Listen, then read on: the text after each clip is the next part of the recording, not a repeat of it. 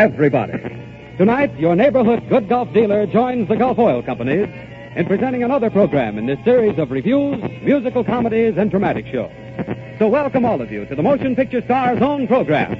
Welcome to the Gulf Screen Guild Show. With Kay Francis, Leslie Howard, Mary Nash and Irving Pitchell, Morgan Wallace and Virginia Weidler, the music of Oscar Bradley, and Hollywood's favorite master of ceremonies, George Murphy.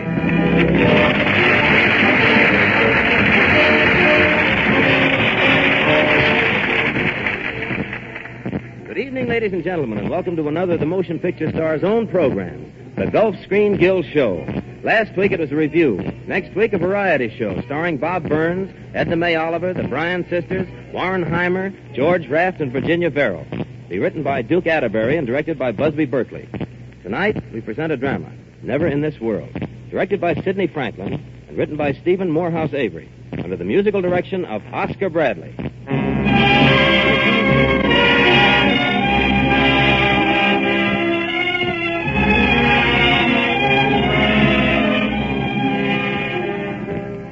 Tonight's play, Never in This World, is a fantasy, a strange story of a child who lives in an enchanted world created for her by her father. The child, Susan, is played by Virginia Weidler. Her father, Paul Dodd, is enacted by Leslie Howard.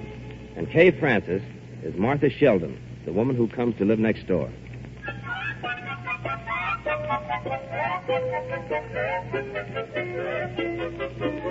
It is mid-afternoon of a day in late June. By a stone wall bordering a winding Connecticut road, Paul Dodd awaits his daughter, Susan, age 5, who runs down the hill to meet him.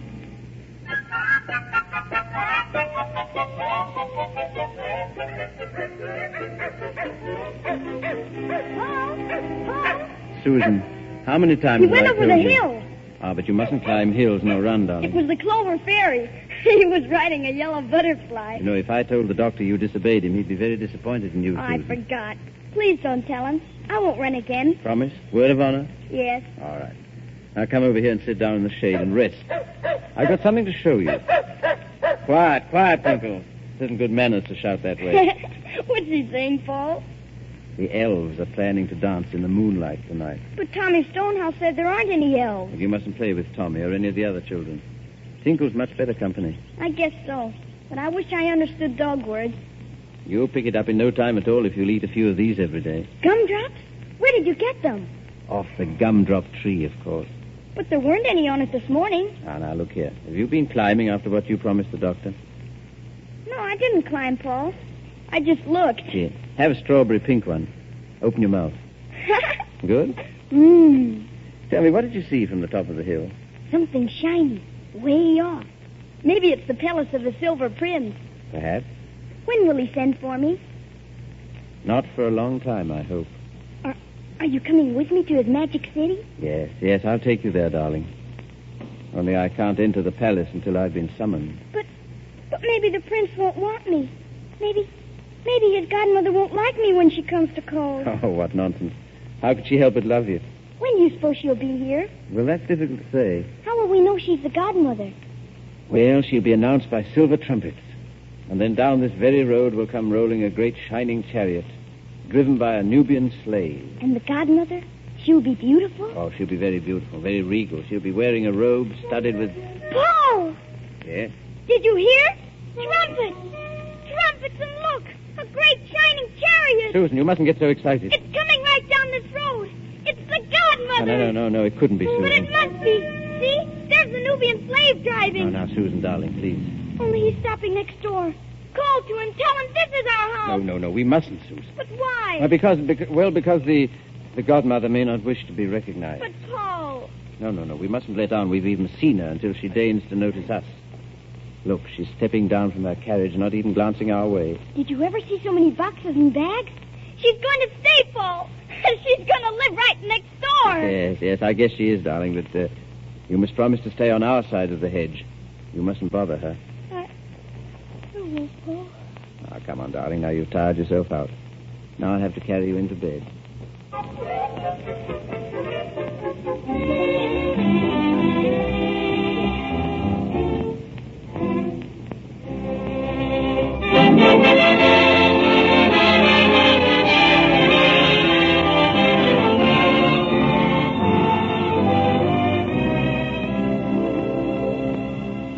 disappointed, Martha.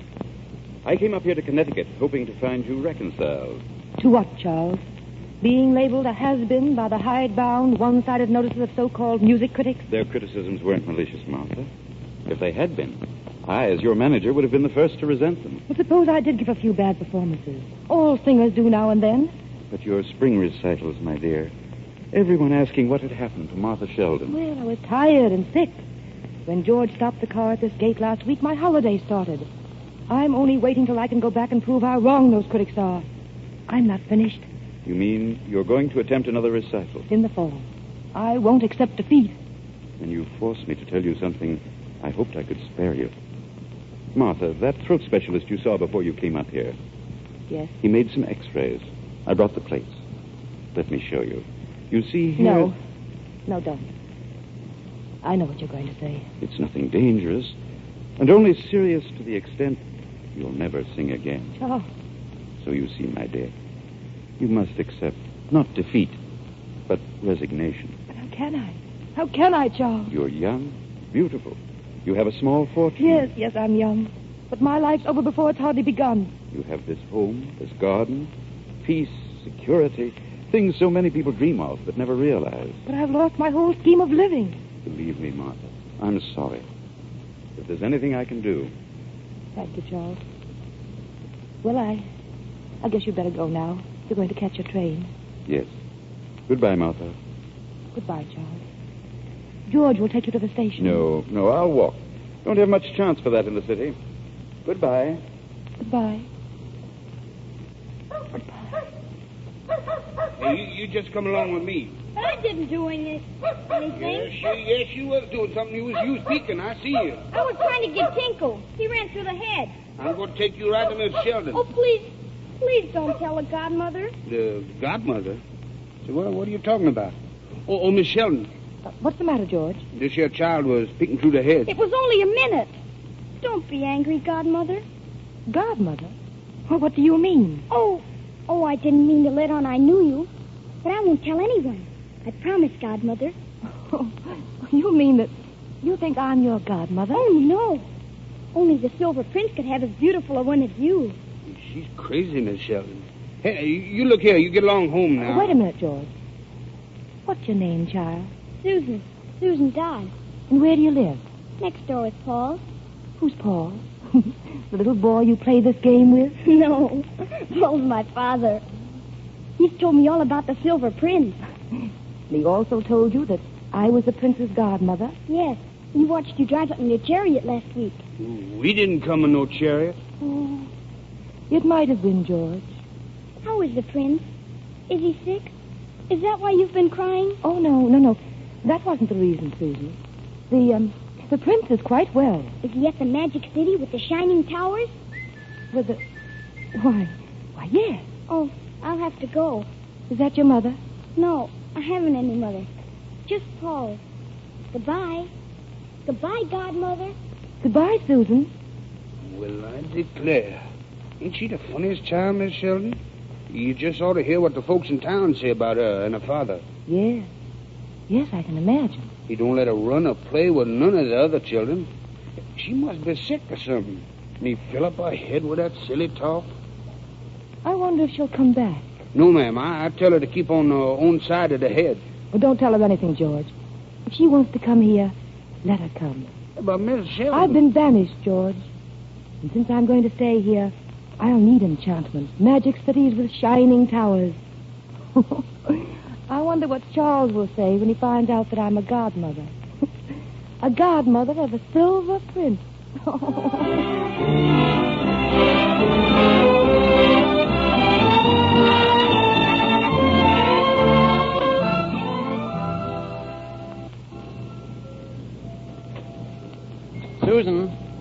Susan, did you see the hummingbird's nest in the lilacs? Oh, yes? Who are you? I'm Martha Sheldon. I live next door. Are you Susan's father? She's told me so much about Where you. is Susan? Upstairs. She went to put on the dress she'll wear when she goes to visit the prince. She insisted that I must see her. Well, I'm sorry she presumed on your time. It shan't happen again. Oh, we become fast friends. She visits me every afternoon. From now on, I'll see to it the child doesn't annoy you, Miss Sheldon. Annoy me? Why, I love having her. Would you mind leaving before she comes down? I'll explain to her that you couldn't wait. You mean you're asking me to leave? I'm asking you to leave us alone. Susan and I want no visitors. You make yourself very plain, Mr. Dodd. And quite as the townspeople say, discourteous and bad-tempered. Good day, Miss Sheldon. Good day, Mr. Dodd.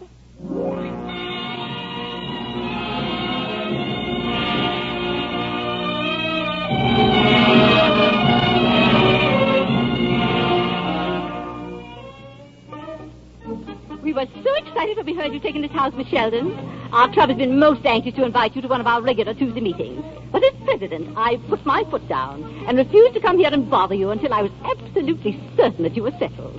It's most thoughtful of you, Mrs. Stonehouse. Well, I try to always put myself in the other person's place. We have a small club, but very select, Miss Sheldon. Only the very best people. And we thought you might address us on the trends of modern music. Our next meeting is Tuesday, and we'd like to... Godmother? Is that the godchild? Yes, I believe so. Why? You mean to say you allow her? Godmother, look. About the Tuesday meeting, Miss I Sheldon. just found this feather. It's as blue as anything. I'm talking to Miss Sheldon, dear. The ladies will be delighted, You Miss suppose it Sheldon. came from the cap of your messenger to the prince? Haven't you any manners, child? It's a beautiful feather, Susan. And I'm sure the messenger lost it. Do you think he'll want it back? No, he must have a new one by now. You can keep this one. Can I really? He won't mind? Of course not. Now run along and Look, play... Mrs. Stonehouse. Isn't it beautiful? You've had no raising at all, breaking in without as much as a by your leave, and all over a blue jay's feather. A blue jay? Oh, no. It's from the cap of the... I say it's a blue jay's Please, feather. Mrs. Stonehouse. I declare it's a shame and a disgrace the way her head's been filled with this foolishness. Who is this messenger you're talking about? The messenger to the Silver Prince in the Magic City. Nonsense. There is no Silver Prince, and there is no Magic City. There is. There are. You've seen them, haven't you, Godmother? They're real. There. Susan! What's the matter with the child? Please go, Mrs. Stonehouse. Why, she's fainted. Susan! Susan!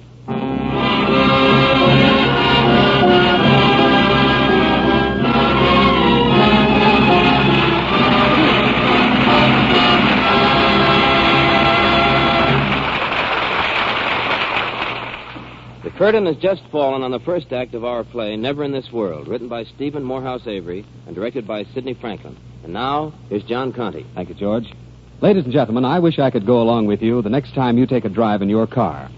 Then I could easily prove to you under actual driving conditions how quickly and completely Gulf no-nox ethyl gasoline ends those annoying motor knocks. You probably hear motor knocks in your car often enough when you're pulling up a steep hill or when you accelerate suddenly on the level. Well, I'd like to be along and show you what happens when you stop and buy a tank full of Gulf no-nox. You can drive the same hill again at the same speed without hearing the same annoying pinging sound. You benefit by this smoother, quieter performance the very first day. And in the long run, you'll probably save money on upkeep expenses.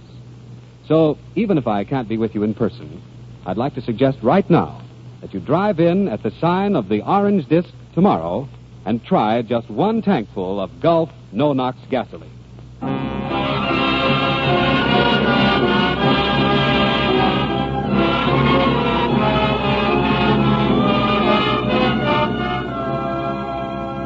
Now the curtain is about to rise on the second act of our Gulf Screen Guild play, Never in This World, starring Kay Francis, Leslie Howard, Mary Nash, Virginia Weidler, Irving Pitchell, Morgan Wallace.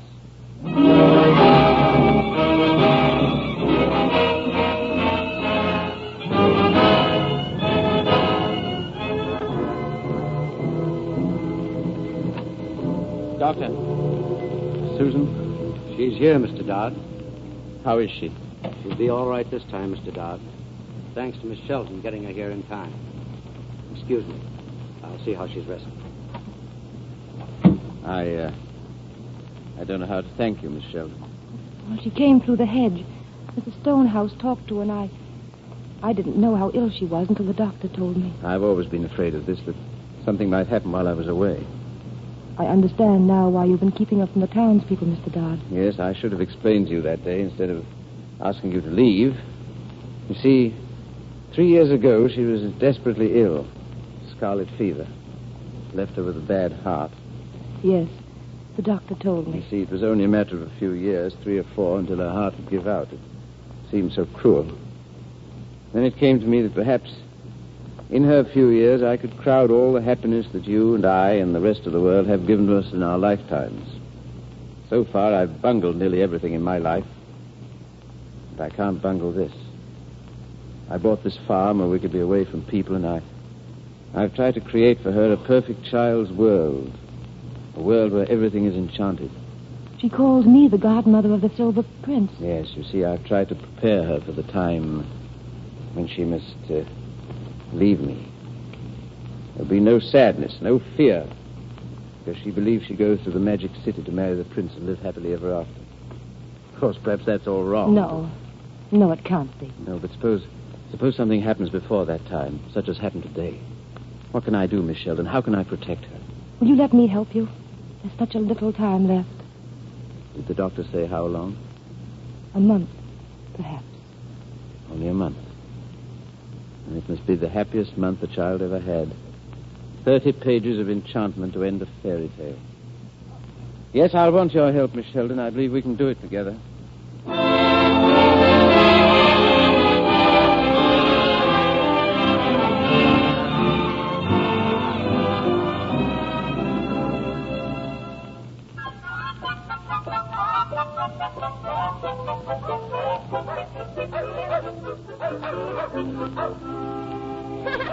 Oh, isn't it high? This must be the biggest hill in the whole world. There you are, darling. Your two-legged horse is all out of breath.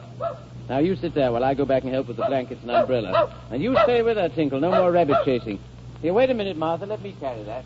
It isn't heavy, Paul. Look, Tinkle. See way over there? That's the cliff where the Silver Prince killed the dragon. And way over there is the Pool of the Elves. And that's the shining highway, Tinkle. The highway. It goes. You know, I haven't climbed hills for years, Paul. Not since I went to boarding school and wore my hair in pigtails. Well, that couldn't have been later than yesterday, Martha. Susan, darling. Yes. Yes, Paul. I guess I almost went to sleep. Well, then you better have a nap. See, I'll spread the blanket here in the shade. How's that? And my coat for a cover, my sweet. Paul, tell me about the Magic City again. When will we go there? Soon. So very soon now, darling. Paul.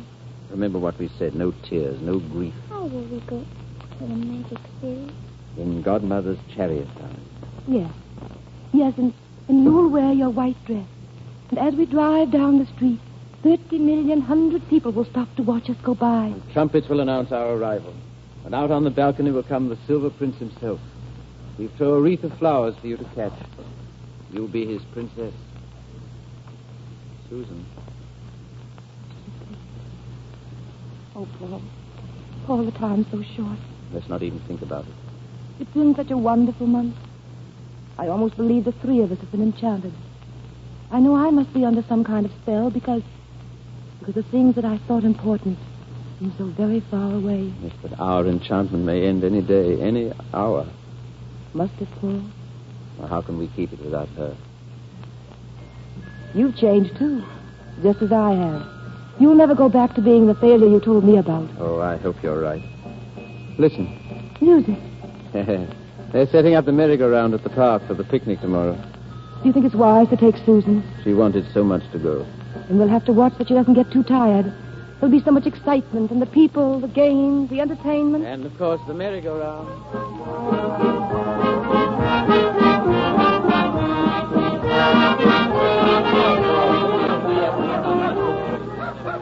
I declare. Isn't that the Dodds at the next table, Mrs. Crow? It certainly is, Mrs. Stonehouse, and Miss Sheldon. Seems to me if he's so particular about keeping the child away from other children, he'd be too particular to bring her to our picnic. Go away, go away. Come here, Tinkle. Come here. I'll tell the Silver Prince. The Silver Prince. It's a shame and a disgrace the way Dodd fills that child's head with crazy talk. Get away, dog. I'll take a stick to you. Tinkle, come out in front of the table. Why don't you leave that dog at home where he belongs? Get away, you dirty little beast. Stop! Stop! You hit Tinkle. You're hurting him. Tinkle! You hurt him. Paul! What's the matter with the child? Get some water. I'll take care of her. You've done enough. Susan, darling. Paul, is she? Come on. We're going home.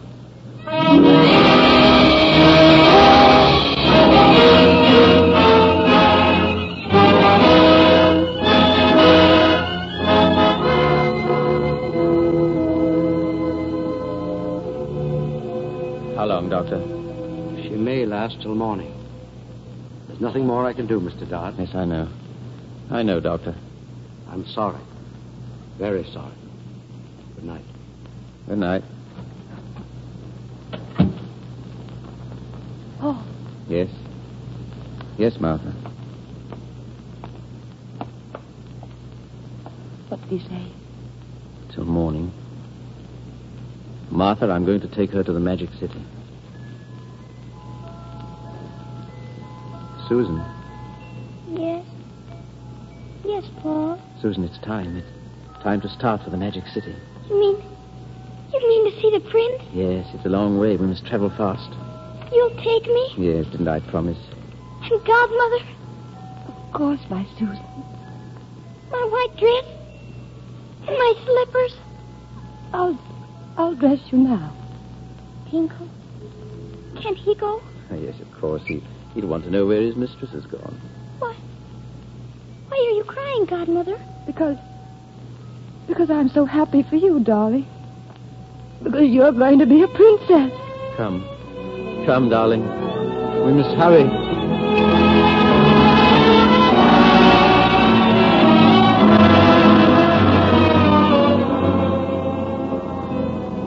And the prince's army will be there to greet us in full uniform, clearing our way through the crowd to the palace.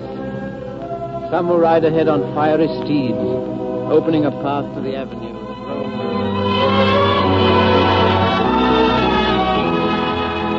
Telegram for you from Bridgeport, Inspector. Thanks. Here, give this to Captain O'Brien. See that it's carried out. A motorcycle escort? Arthur Sheldon's car is to be met at the Parkway and cleared to the Carlton Towers. But why, Inspector? He doesn't give a reason, but if Arthur Sheldon wants a police escort, she rates one. Go ahead, put it through.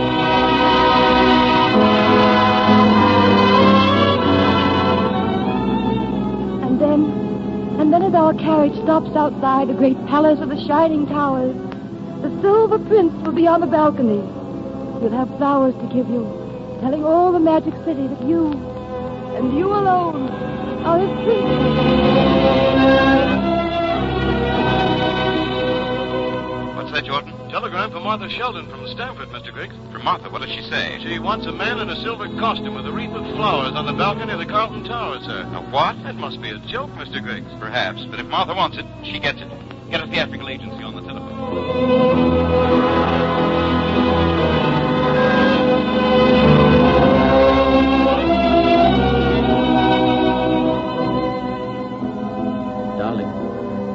Darling, wake up. What, Paul? We're here, Susan. We're in the Magic City. This is the great avenue that leads to the palace. The palace? Of the prince? It's barely morning, and yet the city's awake to see you. Isn't it big? Isn't it beautiful? See, rising over there against the morning are great stone battlements. They're so high. They touch the clouds. And here's the great plaza, where Prometheus was bewitched and turned into a golden statue. I never dreamed it would be so wonderful. Is it as fine as I told you, darling? Yes. Oh, yes, Paul. Only there's so much to see. And all the chariots. Everyone's come to see you, Susan. Wave to them. But how will we find the palace of the Silver Prince? There. Just ahead, darling. See? The high towers? The highest towers in all the Magic City. See how they catch the sun? Yes. Yes, I see, Paul. Susan. Quickly, oh, quickly, Paul. Just one moment more. Just one little moment more. Susan. See, there on the balcony. Look, my Susan. The prince. The Silver Prince. He is waiting. Isn't he, Godmother? Yes, my darling. And he has the flowers. But he doesn't see me, Godmother. The prince doesn't. The trumpets, Paul. Quickly, the trumpets. He's looking down.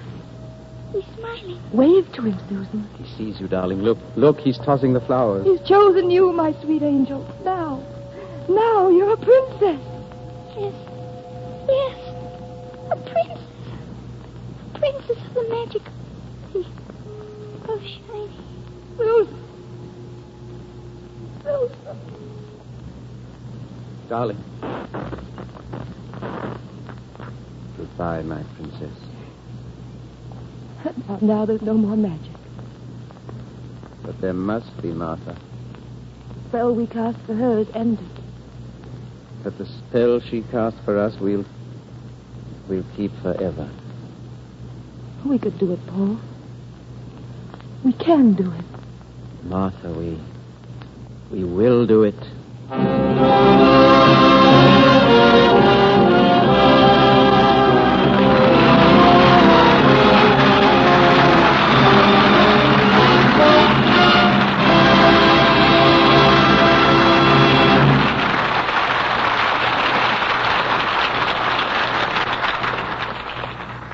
Thank you, Kay Francis, Leslie Howard, Virginia Weidler, Mary Nash, Irving Pitchell, and Morgan Wallace.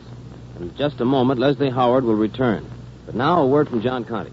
Ladies and gentlemen, when you look at those house plans that are published every now and then in the newspapers and magazines, do you ever stop to think about the fact that nowadays every single one of them includes a garage? Now, that's just another proof of the fact that your automobile is now an established part of your everyday life, no matter where you live.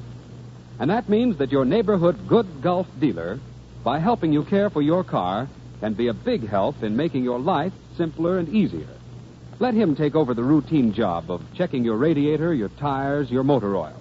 And to keep your motor running quietly and efficiently, let him fill your tank with that Gulf no-nox Ethel gasoline that we mentioned earlier in the program. Your good Gulf dealer takes a real personal responsibility for giving your car the best possible care. Next time, stop at the sign of the Gulf Orange Disc.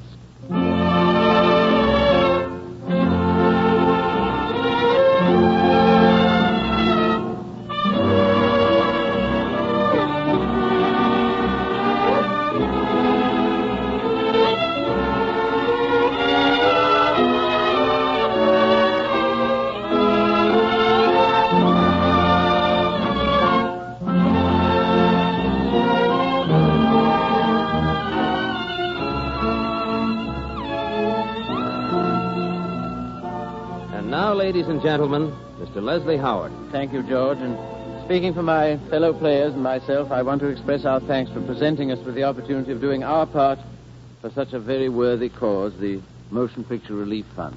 Thank you very much, Leslie. It was nice of you to come. Next week, ladies and gentlemen, same time, the same station. The good Gulf dealer in your neighborhood joins the Gulf Oil Companies in welcoming you to another Screen Guild show. Review, starring Bob Burns, Edna Mae Oliver, the Bryant sisters, Warren Heimer, George Raft, and Virginia Barrow. Be written by Duke Atterbury and directed by Busby Berkeley. We are grateful to RKO Studios for Miss Kay Francis, who can be seen in Memory of Love, for Leslie Howard, who is to be seen in The Man Who Lost Himself, and for Virginia Weidler, now appearing in The Great Man Votes. This is George Murphy saying good night. Thank you for the Motion Picture Network. Fanny Bryce appeared on this program last week through the courtesy of MGM and the Maxwell House Good News program. We are grateful also to Pepsodent and Paramount for Bob Hope and to Lifebuoy and Paramount for Martha Ray. John Conte speaking. This is the Columbia Broadcasting System.